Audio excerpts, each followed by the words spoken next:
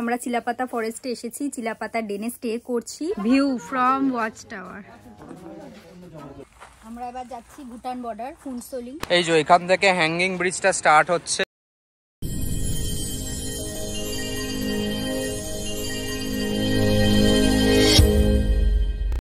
Good morning everyone. আজকে আমাদের north Bengal ট্রিপের ডে 2। কালকে তো দেখেছেন আমরা চিলাপাতা ফরেস্টে এসেছি, চিলাপাতা ডেনে স্টে করছি। তো আজকে আমরা এখন বাজে মোটামুটি 5:45। বাইরেটা ঘুটঘুটে অন্ধকার। আমি ভাবলাম বাইরে গিয়ে ব্লগটা স্টার্ট করবো, বাট কিচ্ছু দেখা যাচ্ছে না। আর বাইরে সেরকম কোনো আলো নেই, খাওয়ার জায়গাটাতেই আলো আছে। তো কালকে তো আমি দেখিয়েছি যে চিলাপাতা ডেনের এই যে টেন্টটায় আমরা আছি, গ্ল্যাম্পিং জোন, সেটা কীরকম কি কনসেপ্ট, কি ফ্যাসিলিটি আছে। আজকে আপনাদের আমি বাইরে রিসর্টটা বাইরের দিক থেকে কিরকম দেখাবো, পুরো রিসর্টটাই। যাই হোক, আজকে এখন আমরা যাচ্ছি চিলাপাতা জঙ্গল সাফারিতে। আমাদের টিকিট অনলাইনে বুক করা আছে, 6টা থেকে 7:30 স্লট আর কি। তো আমাদের যিনি ড্রাইভার দাদা কাল নিয়ে এসেছেন এনজিপি থেকে, উনি আমাদের এখান থেকে নিয়ে যাচ্ছেন। উনি এসেও গেছেন, আমরা জাস্ট বেরোবো। তারপর আমাদের প্ল্যান আছে ফিরে ব্রেকফাস্ট করে আবার রেডি হয়ে যাব হচ্ছে ভুটান বর্ডার, তো মানে ফুনসোলিংয়ে। তো এটাই আমাদের আজকের প্ল্যান। আপনারা আজকের ব্লগটা দেখতে থাকুন, এখান থেকে শুরু করছি। আর যারা এখন আমাদের চ্যানেলটাকে সাবস্ক্রাইব করেননি, প্লিজ সাবস্ক্রাইব করে নেবেন। বাইরেটা দেখুন একবার অবস্থা, ওই দিকটা একটু আলো জ্বলছে, মানে প্রায় 6টা বাজে, ঠিক মনে হচ্ছে রাত 3টে বাজে। এই যে দেখুন কি অবস্থা বাইরেটার। এই রিসর্টে সব ভালো, একটাই প্রবলেম হচ্ছে প্রচণ্ড কুকুর। আমার না অন্ধকারে ভয় লাগছে যদি কুকুর চলে আসে, অনেক কুকুর ভেতরে। এখানটা গিয়ে দোলনা আছে, আপনাদের দেখাবো বাইরেটা আজকে। দেখুন এখনো চাঁদটাই ডোবেনি, চাঁদটা দেখা যাচ্ছে। আমি একটু জুম করছি, এই দেখুন চাঁদটা দেখা যাচ্ছে। আমাদের গাড়ি হয়তো এসে গেছে, ওই দিকে দাঁড়িয়ে আছে, আমি কিছু দেখতে পাচ্ছি না অন্ধকারে। ওই রিদ্ধি এখানে জুতোটা পরছে, হয়ে গেলে আমরা বেরোবো। ওই যে রিদ্ধি জুতো পরছে ওখানে। এই যে সেই জিপ যেরকম আমরা সাফারি করেছিলাম আগের বার। আমি উঠে, আরও লোকজন উঠবে, যেটা আমার ভাল লাগছে না। এই যে তাপসদাই এসছেন আমাদেরকে নিতে। টুপিটা পরো। হ্যাঁ এই যে বেরোবো এবার চিলাপাতা ডেন থেকে। আমরা ঢুকে গেছি চিলাপাতায়, এই জাস্ট জঙ্গলের ভেতরে ঢুকলাম।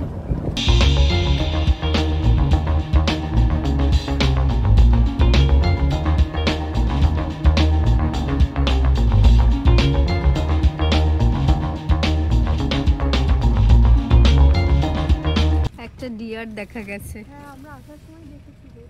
দাঁড়িয়ে আছে, আমাদের দেখছে ও। সবাই ওকে দেখছে, ও আমাদের দেখছে। কতটা দেখা যাচ্ছে জানি না, আমি জুম করেছি একটু। এখানে আমরা একটা বাইসন দেখতে পেলাম, জানি না কতটা ক্যামেরায় দেখা যাচ্ছে। হ্যাঁ দেখা যাচ্ছে। আচ্ছা, আমরা এখন চিলাপাতা জঙ্গলে সাফারি করছি, শুরু হয়ে গেছে অনেকক্ষণই। আমি দাঁড়িয়েছি অনেক কষ্টে, আর মোবাইলটা নিয়ে একটু ভয় লাগছে। যে রিদ্ধি আমার পেছনে, বাট ওকে দেখা যাচ্ছে না। এই যে আমাদের সাথে আরো 4 জন এসেছেন জিপে, কারণ 6 জনের জিপ। গরুমারা আমরা মাম বাবাইরা ছিল বলে আমরা 4 জনে একটা জিপ। তো আমাদের 6 জন ডেন্স ফরেস্টের মধ্যে দিয়ে যাচ্ছি, দুদিকে শাল গাছ।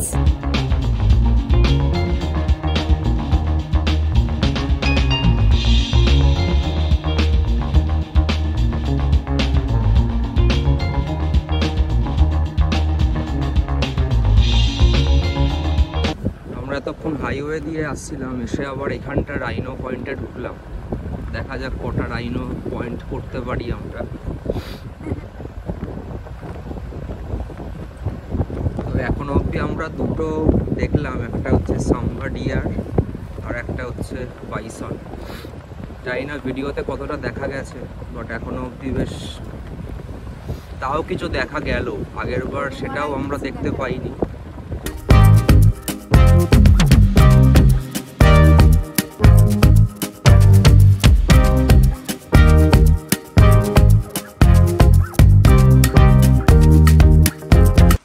যেখানটা আমরা নেমেছি এই সামনে, এটা হচ্ছে সিসি লাইন ওয়াচ টাওয়ার।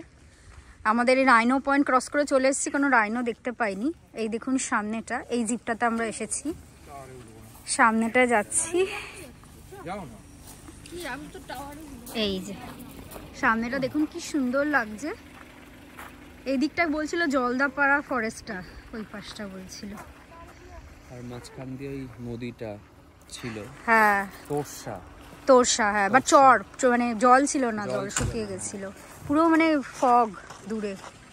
এই যে ওয়াচ টাওয়ারটা, এটাই আমরা উঠবো, উঠে একটু দাঁড়াবো, চলো।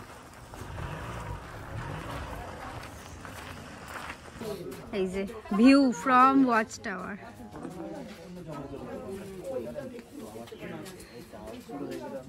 এই যে যেটা নিচ থেকে দেখছিলাম, ওপর থেকে এটাই ভিউ।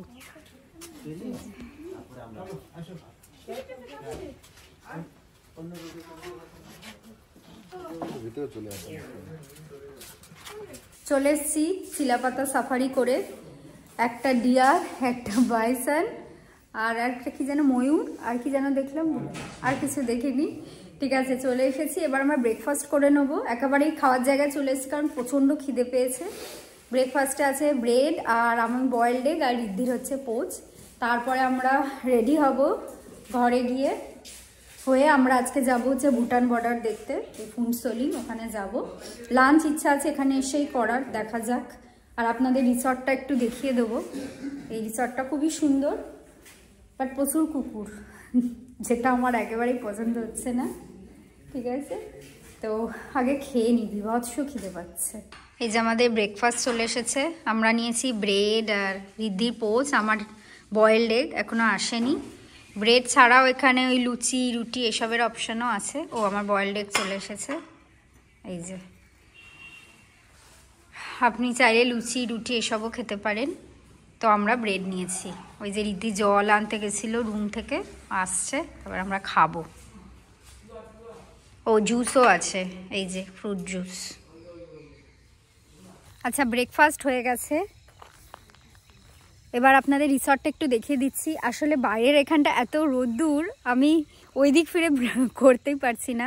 রিদ্ধির এখনো খাওয়া হয়নি, ও চা খাচ্ছে, আর ভেতরে একজন রয়েছেন ওইখানে, ওর সাথে গল্প টল্প করছে। এখানে এরকম কীরকম টাইপের জন্তু রয়েছে, তো উনি বলছিলেন যে এরকম এখানে হাতি প্রায় 300-র ওপর রয়েছে, বাইসন, ডিয়ার এগুলো সব 200-র ওপর করে করে রয়েছে। তারপরে এখানে পাইথনও রয়েছে আর কি, মানে পাইথন দেখা গেছে, ওইসব বলছিলেন। আমরা তো সাফারিতে গেছিলাম, বাট আমরা তো দেখলেনি, সেরকম কিছুই দেখতে পাইনি। একটা সিম্বা ডিয়ার, একটা বাইসন, আর ওই পিকক মানে ময়ূর দেখেছি একটু, ব্যাস।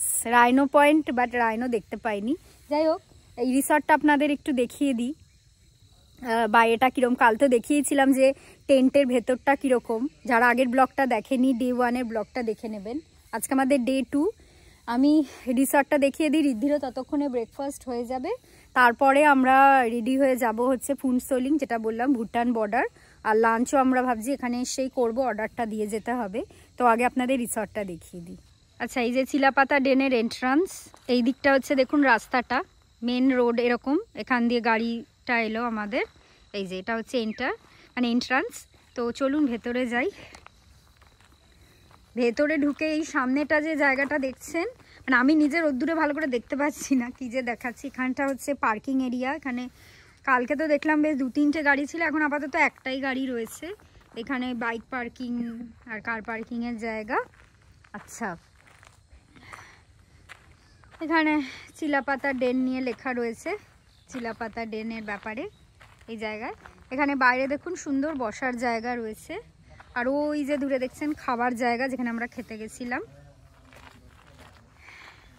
এই দিকটা হচ্ছে দেখুন টেন্ট, আর এই মাঝখান দিয়ে এরকম রাস্তা গিয়ে ওই দিকটা খাওয়ার জায়গা। তো এই যে টেন্ট দেখছেন, এখানে কিন্তু টোটাল 6টা টেন্ট রয়েছে। এই যে ট্রিপল অকুপেন্সি, ডাবল অকুপেন্সি, দুরকমই রয়েছে। আমাদের টেন্টটার নাম তো কাল দেখিয়েছিলাম রায়মাতাং, এটা দেখুন এটার নাম হচ্ছে কালচিনি। এক একটা টেন্টের এক এক রকম নাম। আমাদের 4th টেন্টটা, এই যে এর নাম হচ্ছে সুনতালা বাড়ি। এগুলো সব এক একটা জায়গার নাম। রায়মাটাং যেমনি এখানে একটা জায়গা, সব জায়গার নামেই করা হয়েছে। হ্যামিল্টন এটা। আর এই যে টেন্টটা সামনে, এটা হচ্ছে আমাদের টেন্টটা। এই যে এইটা যত আমি যদি ভুলে না জায়গানে সব একই রকম দেখতে, তো এটাই আমাদের টেন্ট। আচ্ছা এই পাশটা দেখুন, এই যে এই দিকটা এরকম একটা জায়গা মতো রয়েছে, আর এই সামনে যেটা দেখতে পাচ্ছেন এটা হচ্ছে কটেজ। এই যে কটেজ, এখানে আমি কাল জিজ্ঞেস করলাম, নিচে 2টো রুম রয়েছে। এই যে দেখুন আমি সামনেটা একদম যাচ্ছি, নিচে 2টো রুম রয়েছে, এই পাশে আর এই পাশে, আর উপরে 2টো রুম রয়েছে, বেশ সুন্দর। এই যে ব্যালকনিও আছে আবার, বেশ সুন্দর। আর এখানে বেশ দোলনা রয়েছে, আমার এখনো দোলনা চড়া হয়নি, বাট আমি চড়বো। আসলে এত কুকুরের ভয় লাগছে না ভেতরে, ওর জন্য আমি একা একা ঘুরতেই পারছিলাম না। এই যে এখানটা দোলনা রয়েছে, আর ওই দিকেও সামনে বসার জায়গা রয়েছে, আমি দেখাচ্ছি এই পাশ থেকে। বসার জায়গা অনেক আছে, এই যে দেখুন এইখানটা দেখছেন, এই জায়গাটা বসার জায়গা রয়েছে সব পরপর। এখানটায় যারা এই দিকটা যারা দেখছেন, এখানটায় এখানকার যারা স্টাফ তারাই থাকেন। ওই যে রিদ্ধির খাওয়া হয়ে গেছে, ও আসছে। তো বেশ অনেকটা জায়গা নিয়েই সুন্দর টেন্ট, ভেতরে সব ব্যবস্থা রয়েছে, আর বাইরেও বসার জায়গা টায়গা রয়েছে, আর পরিবেশটা বেশ ভালো, খুব সুন্দরই পরিবেশটা। আমরা বেরোচ্ছি এবার, আমরা এবার যাচ্ছি ভুটান বর্ডার ফুনসোলিং, ওখানে আইডি দেখাতে হবে।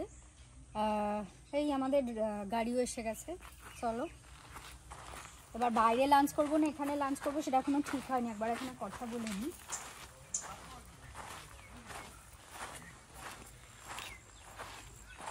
এমনিতে জায়গাটা তো খুবই সুন্দর, খুবই ভালো, বেশ ভালো লাগছে জঙ্গলের মাঝে ক্যাম্পে।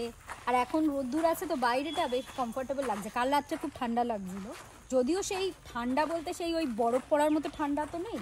আমি আর ইদু অনেক বেশি ঠান্ডার জায়গায় গেছি, অনেক স্নোফলের মধ্যে থেকেছি, সেজন্য সেরকম লাগেনি, বাট বেশ ভালো লাগছিল আর কি। আর কালকে বাইসন এসেছিল, কালকে এবং তার আগের দিনই পেছন দিকটা পুরো এইখানটা দেখছেন পুরো জঙ্গল, তো এইখানটা বাইসন চলে এসেছিল। আর ভেতরে অনেক কুকুর আছে, আমি যেটা বলছিলাম, ওরা প্রচণ্ড চেঁচাচ্ছিল কাল প্রায় মাঝরাত না 10:30-11টা নাগাদ।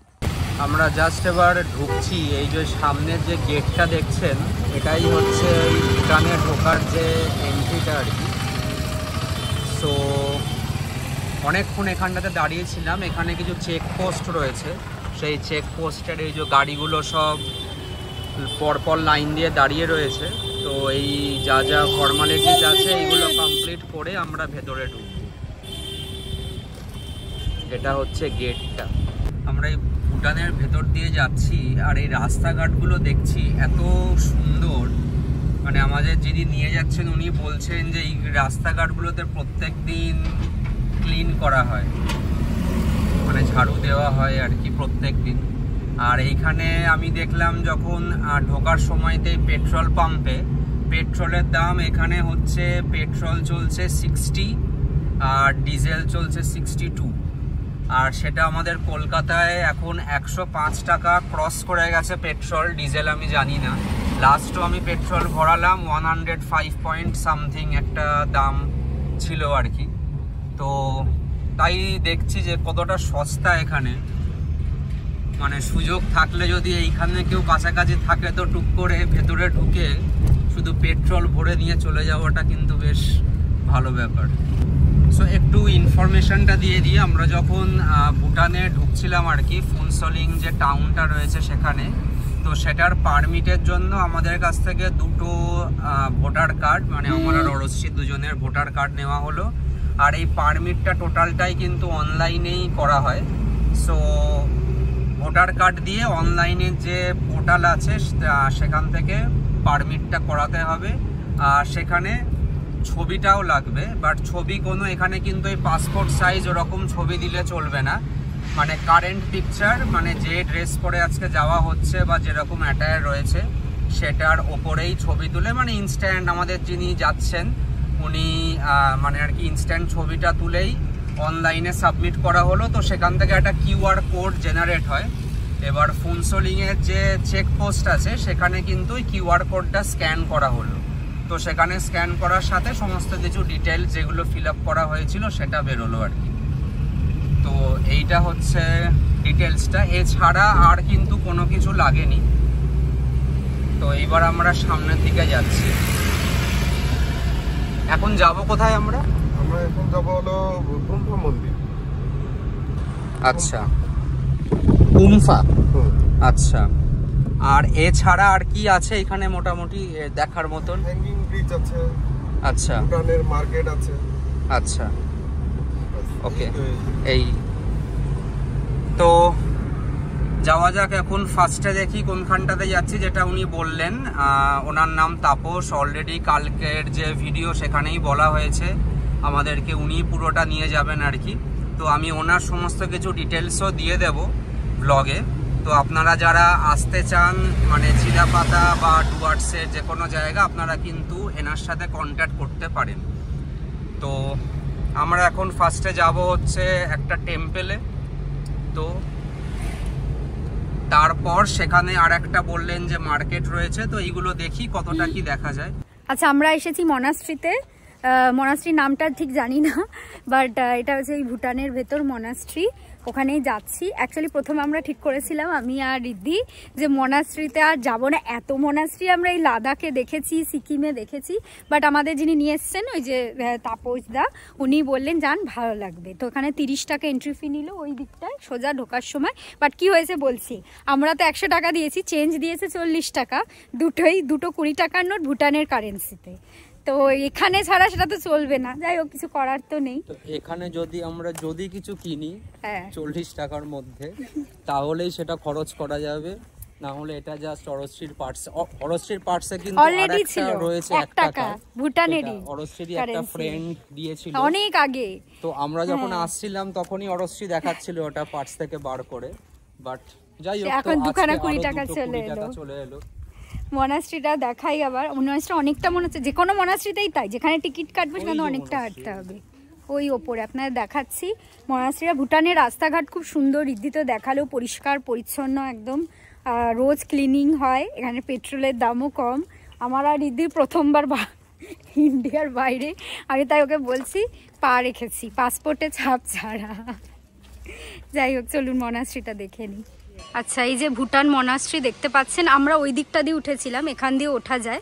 ভেতরে ফটো বা ভিডিও নট অ্যালাউড, ঠিক ওই জন্য আমরা ওখানে করিও নি। এই যে আমি একবার জুমে দেখাচ্ছি, এই যে দেখতে পাচ্ছেন গাছে ঘেরা, এটাই মনাস্ট্রি। সামনের দিকটা এই যে এই দিকে মুখ করা আছে এই পাশে, তো ওই দিকটা দিয়ে আমরা উঠেছিলাম। খুব সুন্দর মনাস্ট্রিটা, ছোটোর মধ্যে খুবই সুন্দর। এই হচ্ছে চারপাশটা।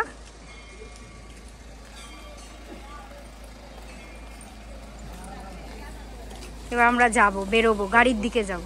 আচ্ছা, আমরা এবার ওই হ্যাঙ্গিং ব্রিজটা দেখতে যাচ্ছি, যে সামনে দেখতে পাচ্ছেন ওইটাই। এখান থেকে হাঁটতে হবে কিছুটা, সোজা গিয়ে বাঁ দিকে গিয়ে হ্যাঙ্গিং ব্রিজ। আমাদের গাড়িটা ওই যে ওইখানে দাঁড় করিয়েছি, আর এখান থেকে হেঁটে আমরা হ্যাঙ্গিং ব্রিজ দেখতে যাব। মানে ভুটানে আসার পর আমাদের ফার্স্ট পয়েন্ট ছিল মনাস্ট্রি, তারপরে হ্যাঙ্গিং ব্রিজ, আর এরপরে যাব ভুটান মার্কেট। এই যে এখান থেকে হ্যাঙ্গিং ব্রিজটা স্টার্ট হচ্ছে। অরশ্রী এখন খুব সাহস করে যাচ্ছে হ্যাঙ্গিং ব্রিজ দিয়ে সামনের দিকে এগোবো।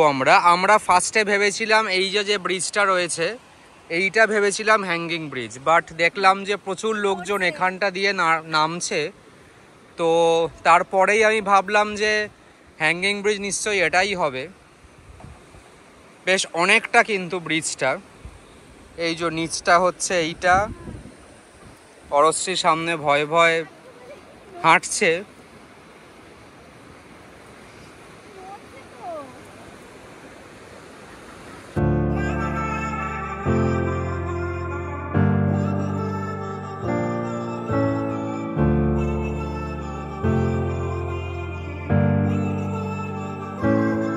আচ্ছা, আমরা জাস্ট ফিরলাম সাইট সিন করে।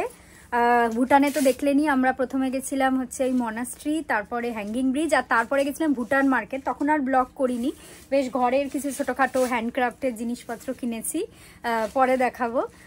তো আপাতত প্রচণ্ড খিদে পেয়েছে, কারণ অলমোস্ট 4টে বাজে। আমরা যাওয়ার আগে লাঞ্চের অর্ডারটা দিয়ে গেছিলাম, ওনারা লাঞ্চ রেডি করেই রেখেছেন। আমাদেরই ফিরতে শপিং করে ফিরতে একটু লেট হলো। যাই হোক, এখন চটপট খেয়ে নেবো, প্রচণ্ড খিদে পেয়েছে।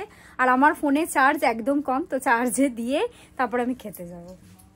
আমরা লাঞ্চ করে এসে একদম ঘুমিয়ে পড়েছিলাম, মানে এত ঘুমিয়েছি যে 8টার সময় আমাদের ঘুম ভেঙে গেছে। তারপর চা খেলাম, চা খেয়ে কথা বলতে বলতেই দেখ 9টা বেজে গেল।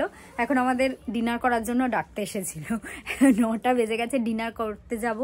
কাল আবার 6:30টার মধ্যে বেরোতে হবে। আজকে ভোর 5টায় উঠে 5:30টায় বেরিয়েছি, কালকে 6:30 মানে 6:30তেই বেরোতে হবে। কালকে আমাদের প্ল্যান হচ্ছে, কালকে আমরা যাব হচ্ছে জয়ন্তী রিভারের ওখানে আমাদের আর একটা সাফারি আছে, জঙ্গল সাফারি। আর তারপর কোথায় যাবো এখনো ঠিক করিনি, বাট সাইট সিন তো করবো, সেটা আমাদের যিনি আছেন ড্রাইভার দাদা, ওনার সাথে ডিসকাস করে নেবো। তো যাই হোক, আজকের দিনটা ভালোই কাটলো। আজকে আমরা সকালবেলা সাফারি করতে গেছিলাম। সাফারি যেটা আমরা করেছিলাম সেটা হচ্ছে চিলাপাতা জঙ্গল সাফারি জিপটা। তো সেটাতে আমি অনলাইনে করে নিয়েছিলাম, আমার আর রিদ্ধি 6টা থেকে 7:30 স্লট ছিল।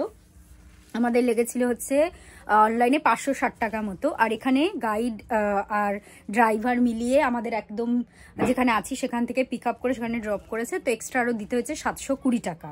তো এটা হচ্ছে আমাদের টোটাল অ্যামাউন্ট লেগেছে ফর সাফারি।